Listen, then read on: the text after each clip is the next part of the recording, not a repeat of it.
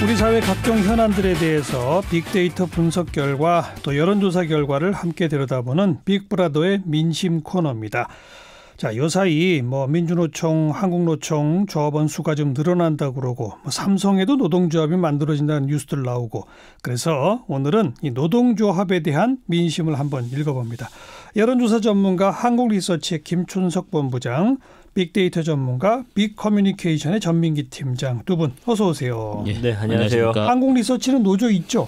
예, 저희가 88년부터 설립이 됐습니다. 그러니까 빅커뮤니케이션이라는 회사는 없습니다.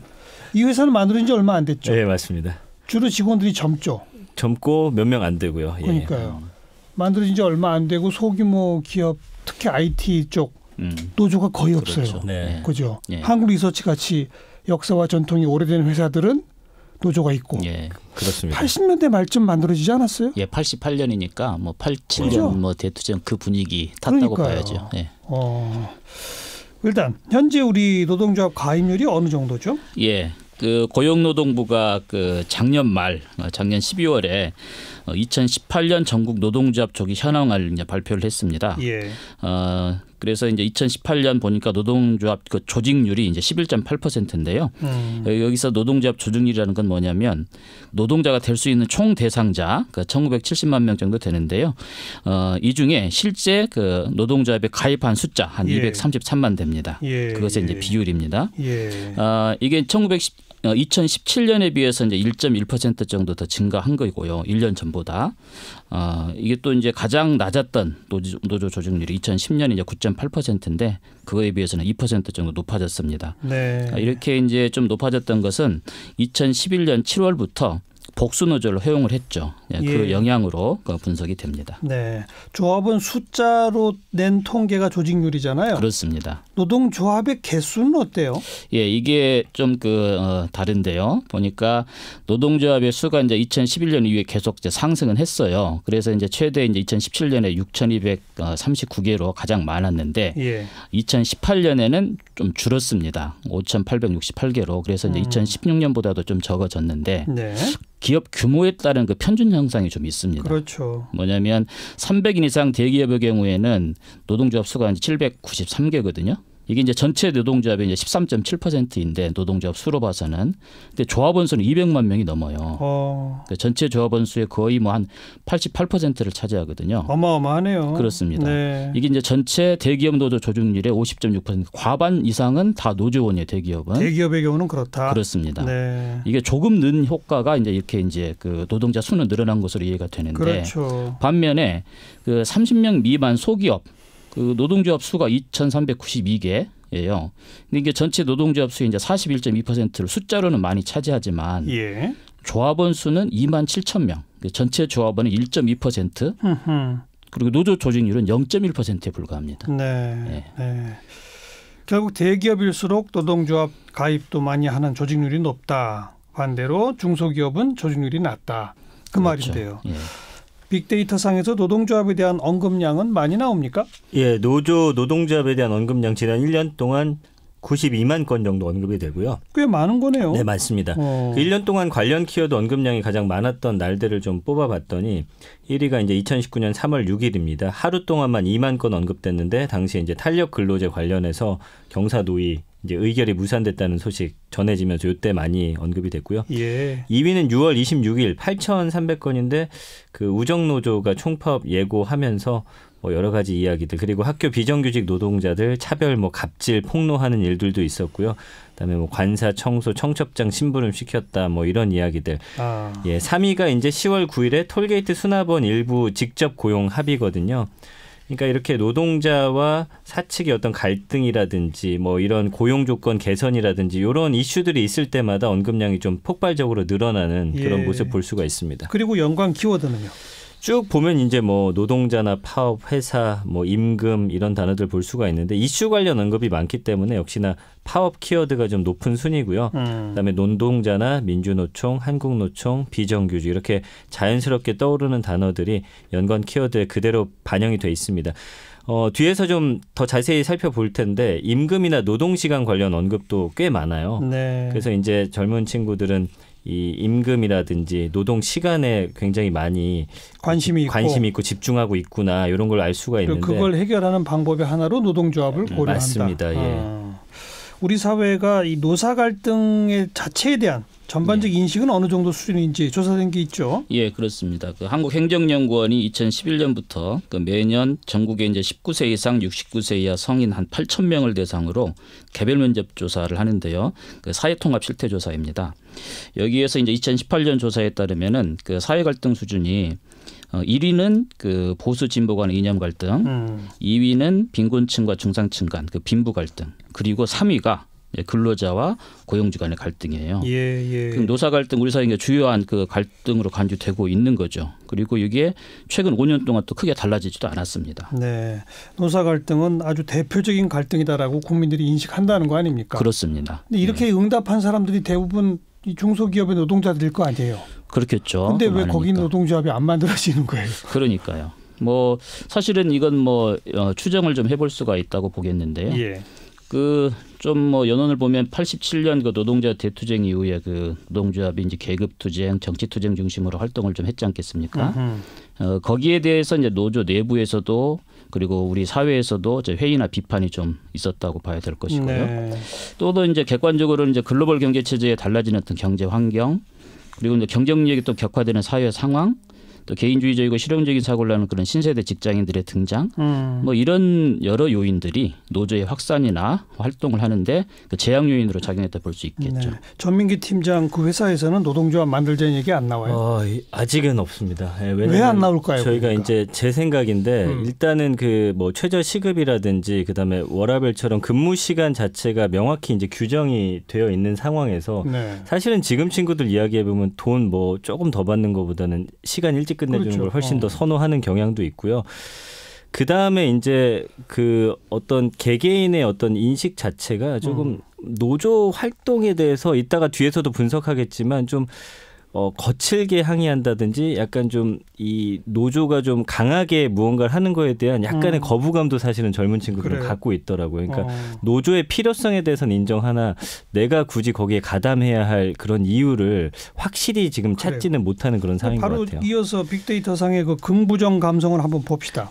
그럼 조금 더 내용적으로 들어가겠죠. 네, 감성어 긍부정 비율 보면 24.4 대 48.7이거든요. 부정이 더 높아요. 예, 그렇다고 이게 뭐 노조의 어떤 필요성 자체를 거부하는 것은 아니고요. 노조와 이제 함께 연관된 단어들이 좀 이렇게 많이 드러나다 보니까 부정 감성어가 훨씬 높은데요. 긍정 감성어는 뭐고 부정 감성어는 뭐예요? 부정 감성어는 좋다, 처우 개선, 지지한다, 고맙다, 임금 인상 바라다. 긍정 감성. 예, 긍정 감성어고요. 부정 감성어는 불법, 파괴, 반발, 뭐 갈등, 우려, 차별, 의혹, 악랄하다, 실망하다, 일방적이다, 지나치다.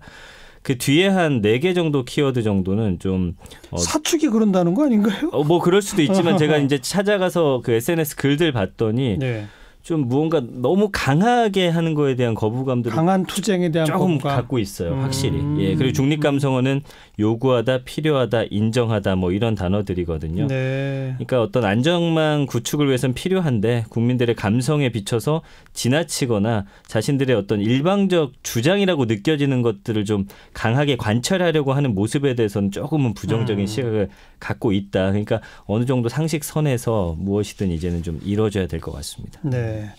그러면 여론조사상에서는 노동조합에 대한 신뢰도가 어떻게 나옵니까? 예.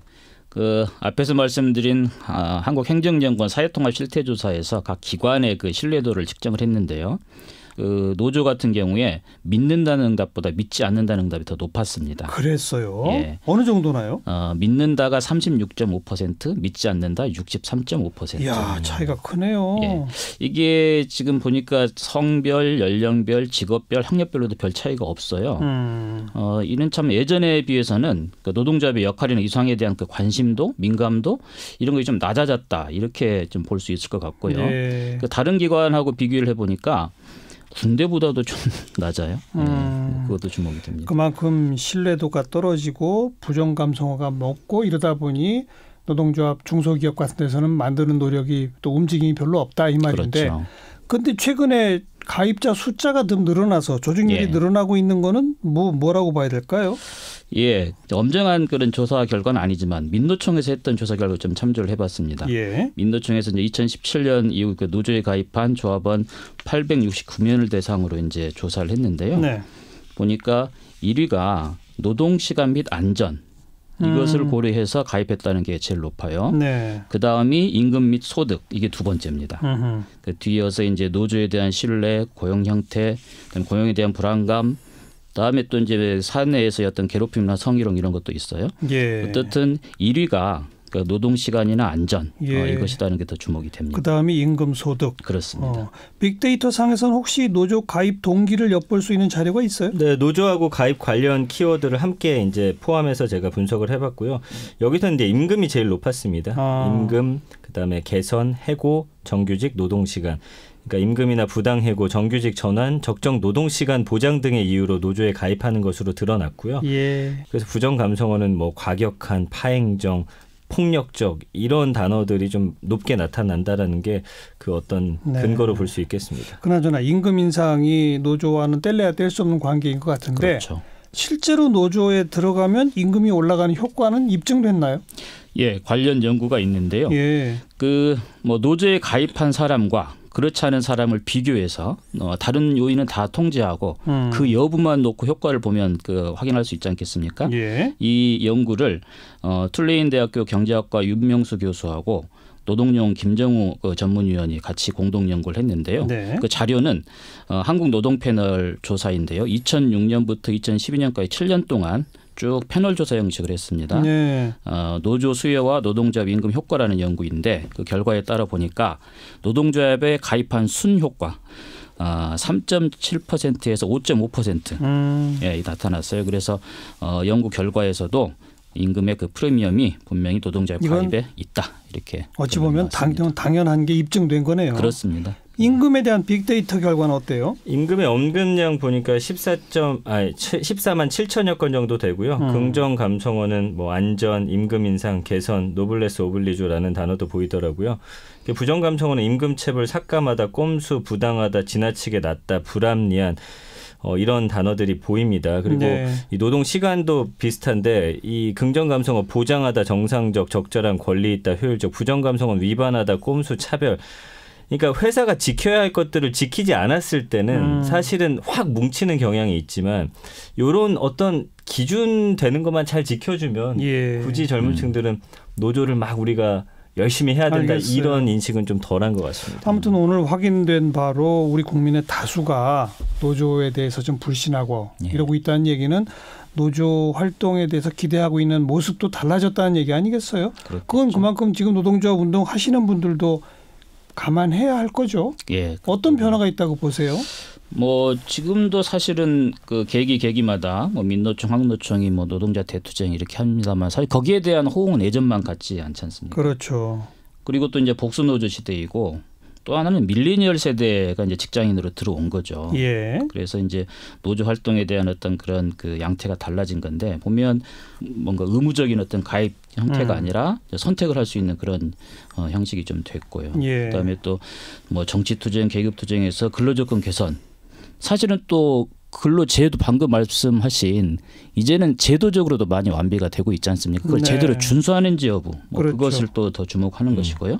그다음에 임금 인상 투쟁에서 이제 복지 향상 투쟁 형태로 그다음에 또 투쟁이라는 것보다는 좀 더 재미 그다음에 유익한 점이 있는지 그런 관점에서 노조 활동을 또 판단하는 것 같습니다. 그래서 요즘에는 이제 꼰대 노조다, 젊은 노조다 또 이렇게 분리하기도 하더라고요. 네, 그래서 아마 어떻게 활동하는지가 굉장히 이제 중요해졌습니다. 맞아요. 무조건 노조라고 해서 우리가 지지를 받고 그러는 게 아니고요. 네. 이제는 정당하게 활동하는지 공정하게 하고 있는지 이런 여러 요소들을 고려하기 때문에 또 노조들도 생각해볼 지점이 아닌가 싶습니다. 민주노총하고 한국노총 지도부들이 꼰대 노조 소리 안 들으려고 노력을 해야 됩니다. 네, 맞습니다. 수고하셨어요. 예.